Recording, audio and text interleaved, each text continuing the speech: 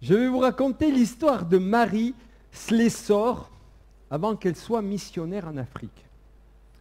Alors on est en Écosse, on n'est pas à Nice, dans la ville de Dundee.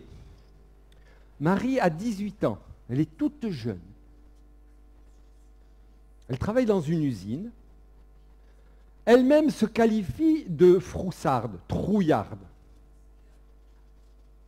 Et ses camarades d'usine la taquinent tout le temps sur sa timidité.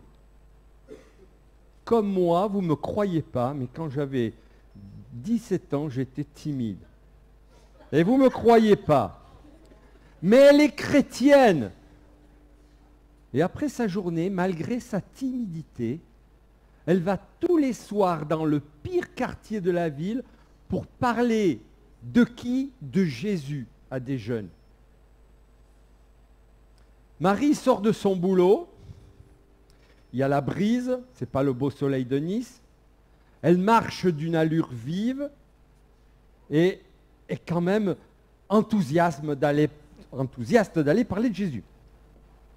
À ce moment-là, un vilain cri retentit de tous les côtés, des gamins cernent la jeune fille d'un air hostile et menaçant. L'un d'eux montre le poing avec des gros jurons et lui dit « Ah ah, Marie Slessor, tu ne passeras pas. Nous ne voulons pas que tu viennes nous assommer en nous parlant encore de Jésus. Tu fais demi-tour de suite. » Son cœur battait très fort. Marie répondit « Calmement, je ne ferai pas demi-tour. » Elle s'était arrêtée. Les gamins étaient un peu étonnés de la voir. Enfin, quand je vous dis gamins, les voyous étaient étonnés de la voir si tranquille. Pas de réponse, mais la jeune fille ne bougeait pas. Elle regarda tous ces voyous et ne bougea pas. Mais elle les regarda avec pitié, avec compassion, avec une affection particulière. De nouveau, le chef de la bande lui dit « Tu vas dégager, pars d'ici !» Alors il sortit de sa poche, c'est une histoire vraie, hein, il tira de sa poche une ficelle avec un plomb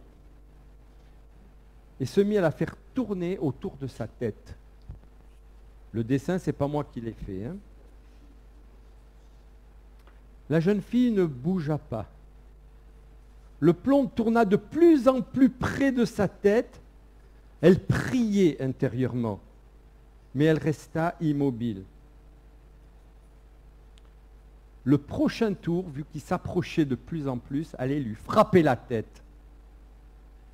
Mais elle se tint tranquille, pas comme moi tout à l'heure, et recommanda son âme à Dieu. Elle savait bien qu'elle était entre les mains du Seigneur. Elle ne ferma même pas les yeux. Elle regarda bien en face et voici ce qu'elle vit tout d'un coup. Le chef de la bande recula, laissa tomber le fil par terre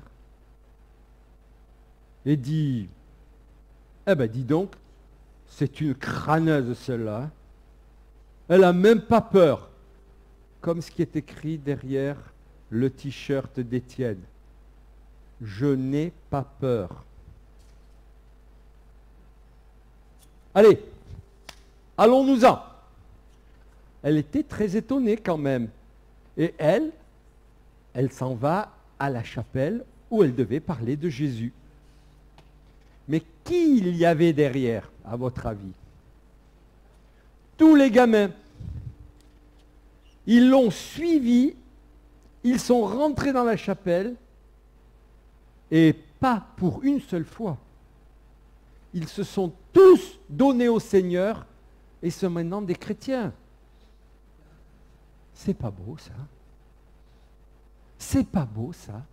Le calme de notre amie Marie. Alors, le thème de mon message se trouve dans Ésaïe 30, verset 15. C'est dans le calme et la confiance que sera notre force. C'est dans le calme et la confiance que sera ta force, que sera ma force. Quand est-ce qu'a été écrit ce texte? On est en 722 avant Jésus-Christ. Le royaume de Juda avec sa ville de Jérusalem. Il y a à peu près 40 000 soldats. Ce n'est pas beaucoup. Mais il est menacé par la Syrie. Une puissance militaire redoutable. Regardez, la Syrie est en vert et Jérusalem est en blanc, avec le petit point rouge. Juda veut conclure une alliance avec l'Égypte parce qu'ils se sentent petits. Mais Ésaïe dénonce une telle alliance parce qu'elle est contraire à la volonté de Dieu. Vous connaissez l'Égypte avec ses idoles. Que faire? Faire confiance à Dieu. Alors, on va voir les trois choses. C'est dans le calme et la confiance que sera votre force. Souvent, on entend des parents dire aux enfants, « Bon, tu te calmes maintenant, tu vas te calmer maintenant, je te dis de te calmer maintenant. » Mais eux ne sont pas calmes eux-mêmes. Ou alors, on se met en colère. Est-ce que vous pensez qu'une personne qui se met en colère, une colère rouge comme on dit, est calme? Quel que soit le motif de la colère. Oui, mais j'ai bien raison de me mettre en colère.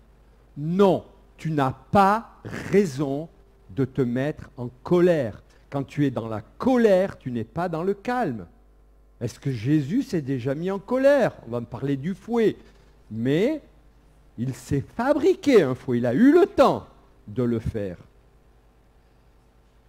Ou alors du calme ici, on ne s'entend pas, mais j'en peux plus, du calme, du calme. Voyez que le monde réclame le calme. Mais souvent on n'est pas calme. Et pourtant on recherche ce calme. Parfois on le recherche, et parfois d'autres se donnent à des activités qui ne sont pas calmes. Comment on recherche ce calme? En dehors de Jésus, pour ceux qui ne connaissent pas Jésus. Alors, on peut faire du sport à haute dose, je parle bien à haute dose, et on n'est jamais dans le calme, parce qu'on n'est jamais le premier, parce qu'il y a toujours plus. Ou alors on dit, moi, je veux prendre le tram et je suis calme, et je me mets des écouteurs et je me coupe du monde. Et j'écoute de la musique qui n'est pas calme souvent. Ou alors on fait des fêtes, toujours des fêtes. On ne loupe jamais un apéritif avec les copains, les copines. On regarde des séries. Et comme son nom l'indique, des séries amènent à regarder encore une autre série. Et encore une autre série. Et se coucher à 3 heures du matin. Et après on est fatigué. Et là on n'est pas dans le calme. Ou alors d'autres, j'aimerais pour moi-même, se réfugient dans le sommeil. Ils sont calmes et ils dorment jusqu'à midi. Après, un petit joint de temps en temps, ça ne fait pas de mal. Ça nous apaise. Mais ce n'est pas le calme que Dieu nous demande. Et, les médicaments sont bien et bons, mais il y en a qui se surdosent en médicaments pour se calmer. On prend des somnifères, on prend des relaxants à forte dose. Ou alors certains, pour vivre dans le calme, se coupent de toute société. Ils ne veulent plus souffrir. Moi, plus je connais de personnes, plus j'aime mon chien. Donc, on se coupe de toute société pour être dans le calme. Ou alors on se détache émotionnellement de tout. Moi, vous savez, maintenant, les hommes, avec ce que j'ai vécu, c'est terminé. Voilà, on veut rester dans un calme, on ne s'engage dans plus rien, ou alors, à l'inversement, on s'abasourdit par le bruit. En vacances, on est rentré du port avec ma femme d'une journée hyper calme en bateau, parce qu'on n'a pas un hors-bord.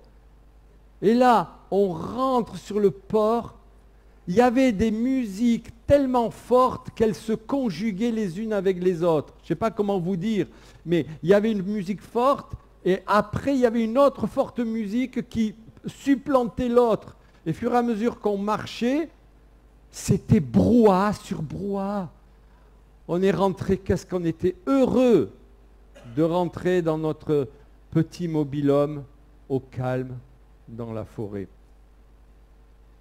Donc vous avez vu que toutes ces formes de recherche du calme n'apportent rien. Ah, c'était super cette soirée. C'était super, mais t'en as plein la tête. Tu t'es pété la gueule. Le lendemain, tu as la gueule de bois. C'était super de quoi? De rien du tout. Je précise pour ceux qui me disent que je juge les gens, que je ne juge pas. Si quelqu'un est comme ça, le Seigneur va le bénir et va lui montrer que c'est pas ça le calme. Alors dans Ésaïe, il s'agit d'un calme intérieur. Parce qu'on peut aussi inverser le verset. Qu'est-ce qu'on pourrait dire de l'inverse du calme? Le brouhaha, l'agitation. Ou même dire, qu'est-ce que l'inverse du calme? Voilà. Hein? On sort les dents, on sort les griffes. Parce qu'on pourrait dire, c'est dans l'agitation et le manque de confiance ou l'infidélité que sera notre faiblesse. Vous croyez que quelqu'un qui se met en colère donne un exemple de la force? Il donne un exemple de faiblesse. Je répète, quelqu'un qui se met en colère donne un exemple de sa faiblesse. Au passage, je voudrais dire aussi que ce message, comme on dit souvent, on le donne pour les autres, mais aussi pour soi. Hein? Donc, cette semaine, j'ai dit à Nathalie, je vais donner ce message, mais j'ai besoin de le vivre pour moi. C'est bien clair. C'est bien clair. Je ne suis pas donneur de leçons. Mais quand même, j'aspire à vivre dans le calme et la confiance, parce que c'est là notre force. D'ailleurs, Jésus a dit, je vous donne ma paix. Je vous laisse ma paix. Je ne vous la donne pas comme le monde la donne. Croyez en Dieu et croyez en moi. C'est écrit dans Jean 14, verset 27. Jésus donne sa paix qui n'est pas la paix du monde. Alors comment vivre cette paix? On voit que dans 2 Corinthiens 10, verset 5, il est dit, nous amenons toute pensée captive à l'obéissance de Christ. Et on en a des pensées captives. Ça veut dire quoi? Les pensées qui viennent. Vous savez, ce n'est pas de moi, ça fait 50 ans que j'entends ça. On ne peut pas éviter les oiseaux de tourner au-dessus de notre tête, mais on peut les interdire d'en faire leur nid au-dessus de notre tête. Voilà les pensées captives. Si on les croit, on sait qu'elles ne sont pas du Seigneur, mais on les accrédite et on les prend pour nous. Et elles infectent notre vie. Dès qu'une pensée vient, qui est une pensée qui n'est pas du calme, tu vas voir ce voisin-là, tu vas voir... De suite, j'amène toute pensée captive à l'obéissance de Christ. Le Saint-Esprit nous montre si c'est une pensée qui n'est pas dans le calme. Soyons honnêtes avec le Seigneur et le Saint-Esprit qui est en nous. Jésus nous donne le repos. Shabbat Shalom. Shabbat Shalom. C'est le repos du cœur. Pour nous, pour d'autres, c'est une journée, le samedi. Mais pour nous, que chaque moment de notre vie soit un Shabbat Shalom. Je vous donne ma paix, je vous donne ma paix. Et le monde verra que nous sommes chrétiens. Ils verront sur nos visages que nous ne réagissons pas de la même manière. Ils verront que nous parlerons plus de la même manière. Cette bonne odeur de Christ, elle doit se sentir autour de nous. Vous vous rappelez ce qu'a dit le frère la dernière fois? Que l'Église, c'est tous les jours de la semaine. C'est le prolongement du dimanche. L'Église, ce n'est pas ici le dimanche. L'Église, c'est non seulement se retrouver entre nous dans la semaine, mais aussi porter la bonne odeur de Christ le lundi, le mardi, le mercredi, le jeudi, le vendredi, le samedi. C'est pour que les Iraniens répètent. Lundi, mardi, mercredi, jeudi, vendredi, samedi, dimanche. C'est tous les jours de notre vie que nous avons à vivre dans le calme. C'est pas facile, je reconnais. Et si nous sortons de ce calme, nous n'avons pas à nous culpabiliser. Nous avons à demander au Seigneur de revenir à lui. Et il est là pour nous accueillir dans ce calme. Alors, je vais vous raconter, chez nous, on a 2 voisins très agréables et 2 autres complètement désagréables. On est vraiment entourés. Depuis 1 an, beaucoup aimeraient ça, on n'a plus de compteur électrique. Et oui, il est là, mais on a tout fait, il n'y a plus rien sur le voyant. C'est-à-dire que je pourrais avoir 5 voitures électriques, ça serait super. Je les recharge tous les jours et je payerai pareil un forfait.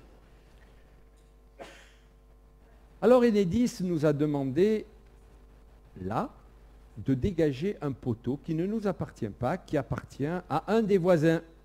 Parce qu'il est rempli de végétation, mais vous ne pouviez pas vous imaginer. C'était comme un arbre, ce poteau. Alors je lui ai envoyé un mail, je l'ai vu, je lui ai parlé de vive voix. Le mail, aucune réponse. Mais avec Nathalie, qu'est-ce qu'on a fait? On a prié. Et un jour, je l'ai vu en bas. Et je lui ai dit calmement, Monsieur X, Monsieur, voilà, vous faites beaucoup de travaux chez vous, vous ne faites aucune déclaration de travaux, ça ne nous regarde pas, on n'a rien dit, mais on vous demande de dégager un poteau.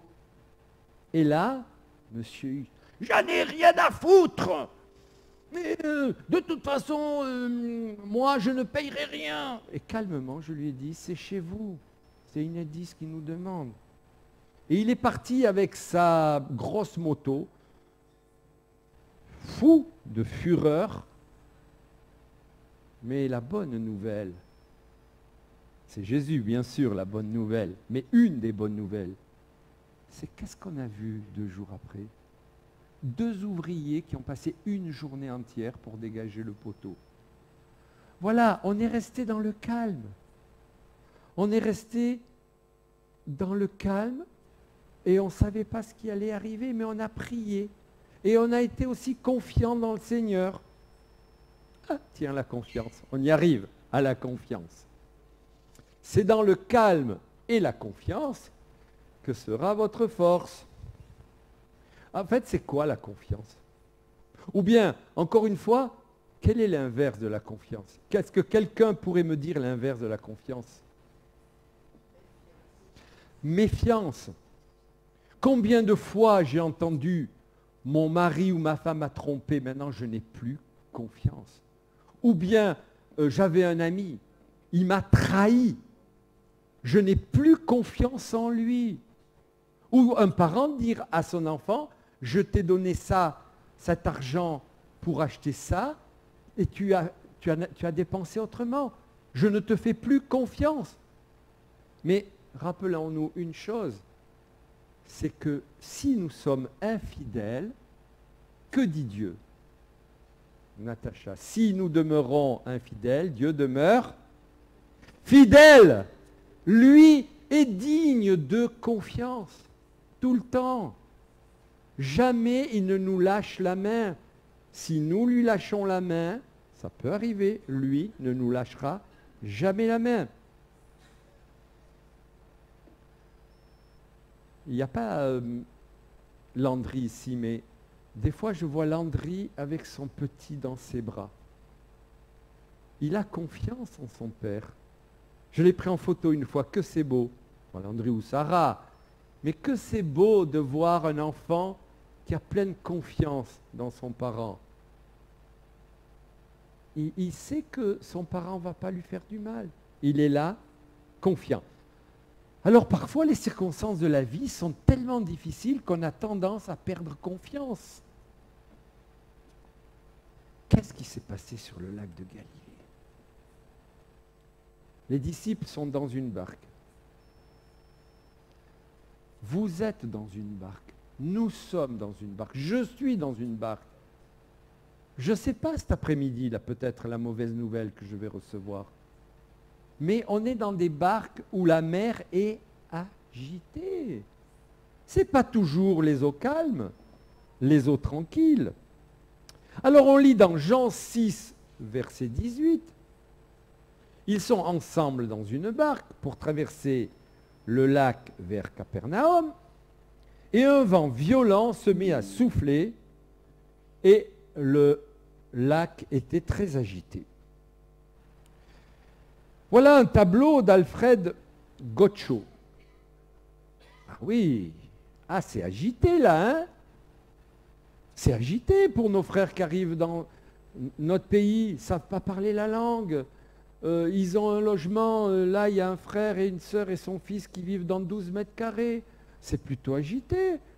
J'ai proposé un hamac. Elle m'a répondu que Bernadette m'a gentiment amené. Il n'y a pas la place pour mettre le hamac à côté du lit, pour le petit. C'est plutôt agité. Voilà une sorte d'agitation. Chacun a des sujets d'agitation dans sa vie.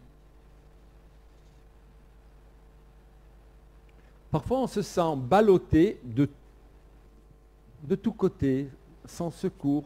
On se dit, vous n'êtes jamais dit ça, mais moi, je n'arriverai jamais à faire ça. Jamais. Je suis débordé.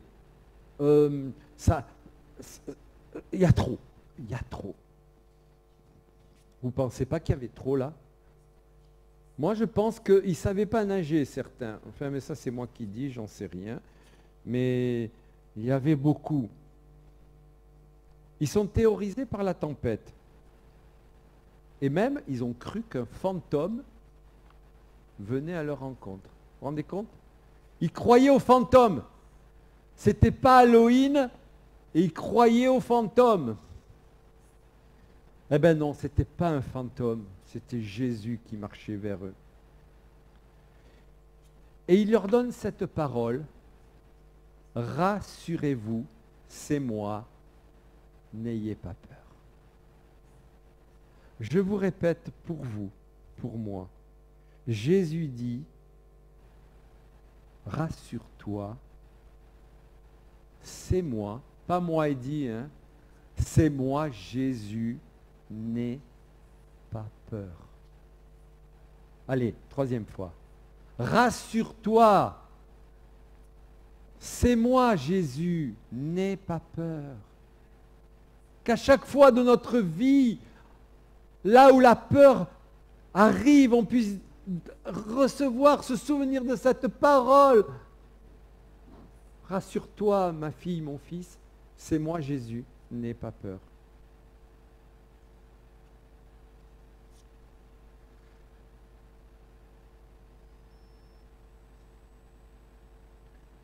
Vous savez que Jésus nous parle tous les jours. Il y a des gens qui disent moi Jésus ne me parle jamais. Ah bon? Mais il est le bon berger. Le bon berger parle à ses brebis et les brebis entendent sa voix.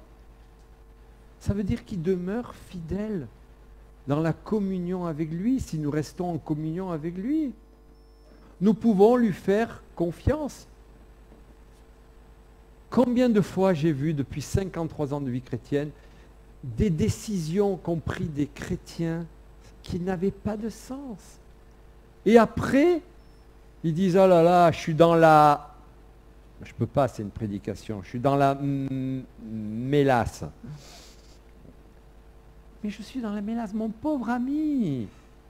Ma pauvre sœur, tu as pris une décision sans demander la confirmation au Seigneur, sans demander qui te parle, sans avoir confiance en lui. Tu as décidé. Et le Seigneur nous dit, si tu me fais confiance, je te donnerai des instructions. Après, il y a des gens un peu comme moi qui sont des super inquiets. Et il y a même des gens qui, par leur inquiétude, ne bougent pas du tout. Alors, il y a une étude qui est faite par un docteur qui s'appelle Cavell et des chercheurs qui ont découvert que 85% de nos inquiétudes n'aboutissent à rien. Et 15% des choses qui avaient raison d'inquiétude, eh bien, on s'en sort mieux que prévu. Et ça m'aide vraiment. Il y a 8 choses sur 10 pour lesquelles je m'inquiète qui n'arrivent jamais dans ma vie. Jamais. La solution, elle est de rester dans la présence du Seigneur par le Saint-Esprit à chaque moment de notre vie dans une merveilleuse confiance. Qu'est-ce que c'est beau dans un couple de se faire confiance l'un à l'autre. Et qu'est-ce qu'à l'inverse, c'est déplorable. Les couples qui se soupçonnent les uns les autres. Je pense que là, s'il n'est pas rentré ce soir, je vais regarder sur son portable. Mais non, c'est pas une vie de ne pas se faire confiance. Il me cache quelque chose.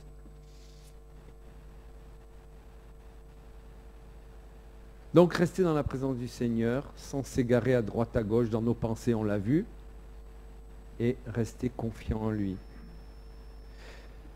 Mais on est tellement occupé à résoudre nos problèmes, par des raisonnements, des pensées, ça s'agite. Donc, à un moment donné, il faut dire stop. Stop. Avant, j'étais moniteur d'auto-école. Stop. Le stop est un arrêt absolu, déterminé par une bande blanche de 50 cm de large. Arrêt absolu. C'est pas stop et je passe. À un moment donné, il faut que dans nos vies, il y ait des vrais stops. Pour cette pensée, stop. Elle ne vient pas de Dieu. Et on vient dans la présence de Jésus, on confie tout à lui. Jésus dit, venez à moi, vous tous qui êtes fatigués et chargés, et je vous donnerai du repos. Venez à moi. Obéissons à Jésus, comme l'a dit le pasteur Daniel, là encore j'en reviens, la semaine dernière, dans l'obéissance, une obéissance parfaite. Pierre va obéir à Jésus et lui dit, viens, et il va marcher sur l'eau. Tant qu'il regarde à Jésus, après c'est facile à dire, hein, c'est facile même à prêcher, hein, mais tant qu'il regarde à Jésus, mais là, c'est autre chose. Il ne regarde plus à Jésus. Et là, il coule. Enfin, en tout cas, il s'enfonce. Regardons à Jésus. Vous avez vu, je ne suis pas tombé. Hein.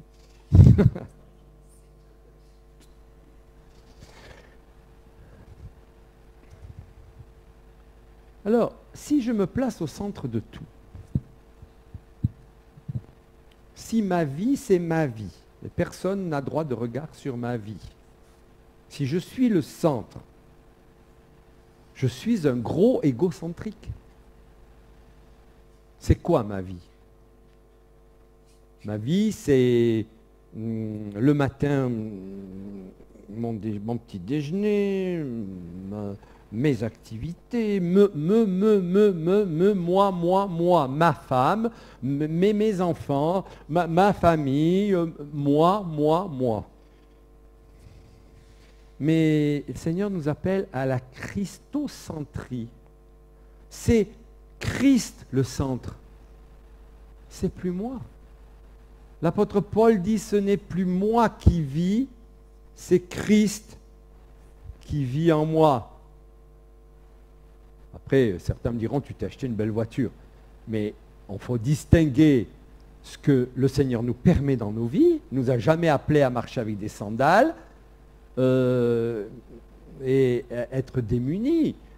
Mais ce n'est plus moi le centre de ma vie. Et ça peut nous donner d'avancer, de marcher de programme au progrès pour lui faire confiance.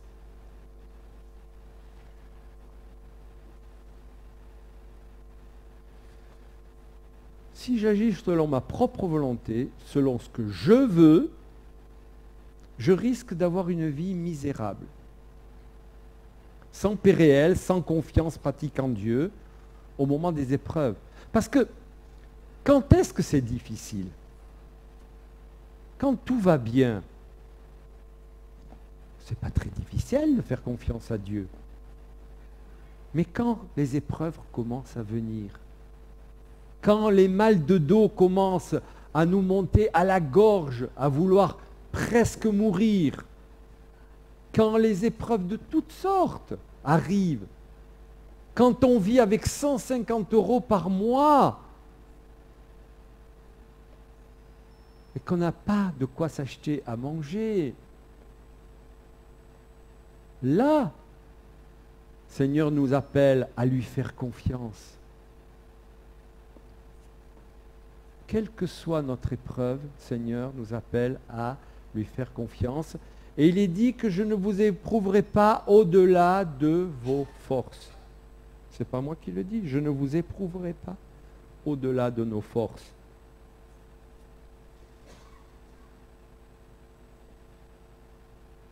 Donc c'est plus une théorie, vous avez vu. C'est fini les belles doctrines. C'est la vie pratique de chaque jour. Dans le psaume 23, il est dit, l'Éternel est mon berger, je ne manquerai de rien. Quand je marche dans la vallée de l'ombre de la mort, je ne crains aucun mal. Je ne manquerai de rien.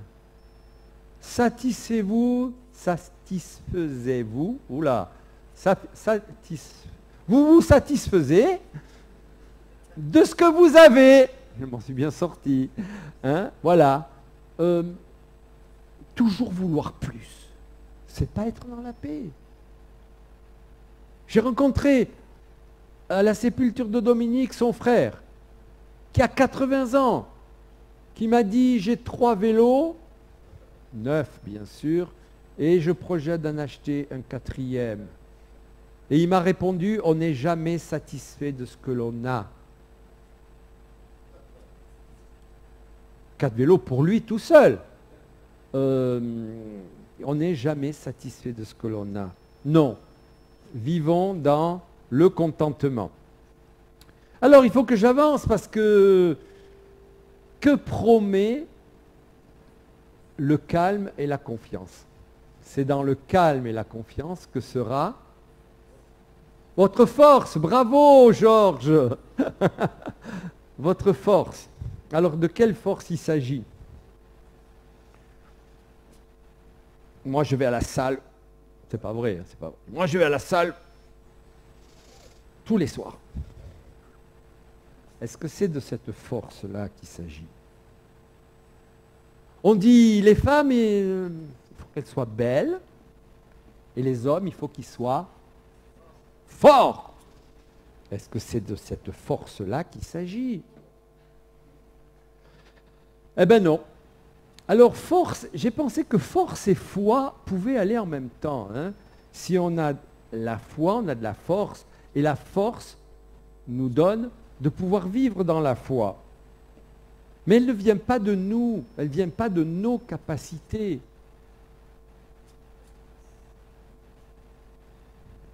Surtout quand on prend de l'âge. Je ne suis pas âgé comme notre sœur ou Laurence. Ah oui, elle est là-bas. Elle est en train d'écouter, de prier le Seigneur de ce que je lui dis, que ça lui parle dans son cœur. Et quand on prend de l'âge, hein, Laurence, qui m'a dit j'ai fait presque tous les sommets du Mercantour et le Mont Blanc. Alors sois forte, Laurence, mais il n'est pas question de la force extérieure. Quand on prend de l'âge, notre homme extérieur se détruit. Bien sûr, les jeunes n'y voient pas ça. Mais notre homme extérieur, notre femme extérieure se détruit. Mesdames, vous prenez des rides, et c'est normal. Hein? Notre homme intérieur se renouvelle de jour en jour. Même si on met de la crème, notre homme, notre femme extérieure se détruit. Mais notre être intérieur se renouvelle de jour en jour. Alors on voit dans l'image 18, on a marqué 18, le roi Ézéchias.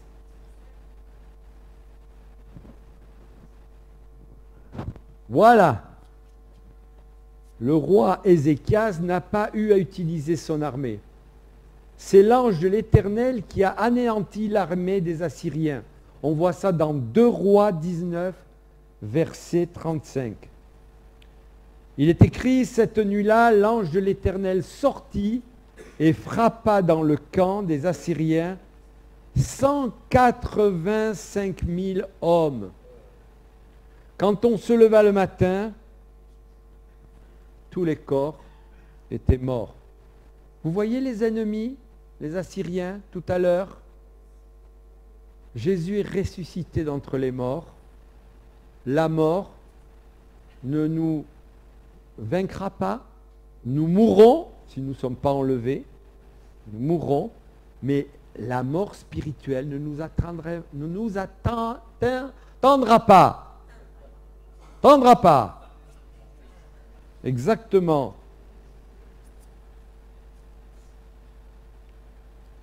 On en revient à cette petite Marie, Slessor.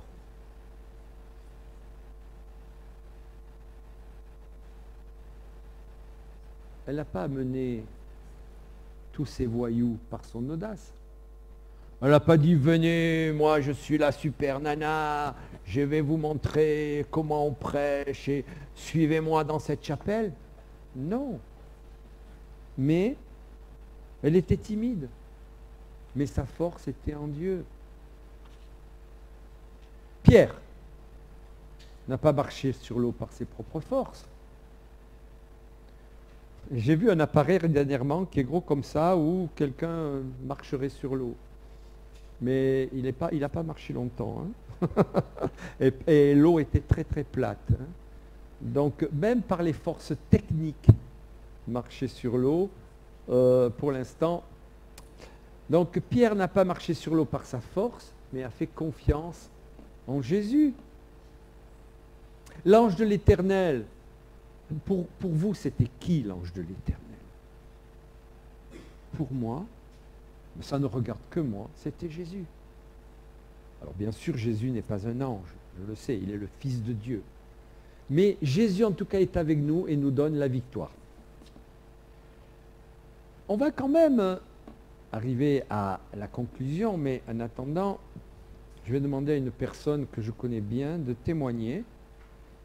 En tout cas, quelles que soient nos mères agitées, et là je vous invite à réfléchir, à penser, à prier, quelles sont mes mères agitées dans ma vie? Est-ce que c'est la peur d'attraper une maladie, par exemple? J'en sais rien. Quelle est votre mère agitée chez vous? Quels sont nos obstacles? Parfois, il y a des obstacles qui sont récurrents. Ça revient toujours. Moi, je n'aurai jamais de diplôme dans ma vie. Ça a duré 10 ans.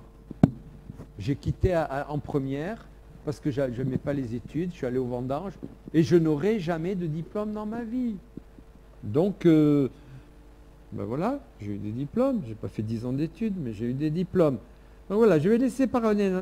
Donc, notre position est capitale. Vous avez vu, moi et le Saint-Esprit. Avec le Saint-Esprit, nous ferons des exploits. Tu as quelque chose à dire? Oui, j'ai quelque chose à dire. Je la connais. Alors, c'est ma femme pour ceux qui écoutent la vidéo et qui ne nous connaissent pas. Moi, je n'ai jamais connu de problème de santé. Donc, il n'y avait pas trop de tempêtes, à part d'autres tempêtes, mais en tout cas, quand en janvier dernier, j'ai eu un surmenage. Alors ça, c'était donc une tempête dans mon cerveau, puisque mon cerveau était au ralenti, faisait la grève, comme je disais, je n'arrivais plus à me concentrer, alors qu'avant j'avais une très grande force de concentration. Là, pour moi, c'était quelque chose de difficile, vraiment difficile à accepter. D'ailleurs, ça m'a mis en dépression, il faut le dire, hein, parce que quand on voit qu'on ne peut rien faire, c'est compliqué. Et pour en revenir à ce que Dieu peut faire, au mois de mai, j'ai eu un appel en anglais d'Angleterre, d'un ami qu'on connaissait. Donc déjà, pour moi, parler en anglais à ce moment-là, je me dis, est-ce que je vais arriver à comprendre ce qu'il me dit? Et il me disait, bon, ben voilà, vous vous occupez avec Eddie d'une association pour les chrétiens persécutés, et nous, on fait partie d'une association qui aide les chrétiens persécutés. Est-ce que vous avez besoin d'aide? J'ai dit, oui, on a besoin d'aide. On a notre camionnette qui a 20 ans, effectivement, on a besoin d'aide. Il a dit, bon, ben, je vais vous envoyer tout ce qu'il faut remplir. Alors après, j'en ai parlé à Eddie, j'ai dit, écoute, bon, moi, j'ai pas trop la force, mais c'est Dieu qui nous l'envoie. Nous, on n'a rien demandé. Je me suis dit, là, franchement, il faut obéir à Dieu. Quand c'est comme ça, il n'y a pas le choix. Alors, avec Édouard, quand même, qui m'a aidé pour la traduction, on a commencé à le faire. Puis, je rentre de vacances et parce que je ne suis pas très bien, je supprime tous mes dossiers sur mon ordinateur. Tout. 10-15 ans de vie. Sur le moment, je me suis dit, ouh, oh, ben, ça fait du bien, je me sens légère. Mais après, je me suis dit, ben, mince, tout mon travail, même pour Barnabas Aide, il est perdu. J'ai dit, à ce moment-là, j'ai dit à Eddie, si je ne retrouve pas ça, alors c'est que ce n'est pas la volonté de Dieu et je ne demande pas. Aide, c'est le nom oui, de l'association. C'est l'association anglaise, la Barnabas Aide. Et puis par l'aide de Michael, alors tous les dossiers étaient mélangés, je ne sais pas si vous pouvez vous imaginer 15 ans de mon travail, tout mélangé, mais le Seigneur a permis qu'en faisant une petite manip, une fois, les derniers dossiers se sont affichés et hop, j'ai repris le dossier Barnabas Aide. Je me suis dit, bon, Dieu, il est là quand même. C'est vrai qu'il a fallu faire beaucoup de choses et c'est vrai que j'étais fatiguée, mais j'ai voulu obéir à Dieu. Et je savais, au fond de moi-même, parce que c'était Dieu qui était là, je savais que la porte s'ouvrirait. Et le 3 octobre, effectivement, ils nous ont annoncé que l'aide allait nous être donnée. 12 000 €, c'est pas rien pour nous, on est une petite association. Et c'est là que je me dis, quand on obéit, c'est pas par nos forces. Franchement, c'est pas par ma cervelle que ça a marché, ce truc-là. C'est vraiment parce que j'ai simplement voulu obéir à Dieu. Et il a béni, et ça va être notre force. On va avoir une super camionnette de 2024 et pour servir les gens, pour aller acheter la nourriture. Et donc, merci Seigneur, parce que ce témoignage, je veux le rendre gloire à Dieu. Quand on est faible, quand on est fatigué, si on entend sa voix, on doit juste écouter et obéir. Alors, ça peut sembler difficile, mais c'est primordial. Merci. Et le vendeur chez Toyota nous a dit, ou des camionnettes comme ça, il y en a très très peu. On l'a fait venir une autre partie de la France, mais si vous ne la prenez pas, elle est déjà vendue. Donc on a dit non, on la prend. Parce qu'en plus, on a voulu penser aux autres. C'est-à-dire, j'ai voulu qu'elle soit un combiné avec des sièges pour le rocher, pleine vie, enfin voilà. Donc on a fait confiance au Seigneur. On n'est pas des exemples au-dessus des autres. Hein. C'est dans le calme et la confiance que sera notre force. Que l'on puisse se souvenir de ça. Que si on veut la force, ce n'est pas forcément avec des acclamations de voix, des phrases à répéter avec des décibels de plus en plus hautes, mais rester dans le calme, rester dans la confiance en lui. Et là, on trouvera sa force. Amen. J'aurai une annonce après par rapport à conversation, mais voilà.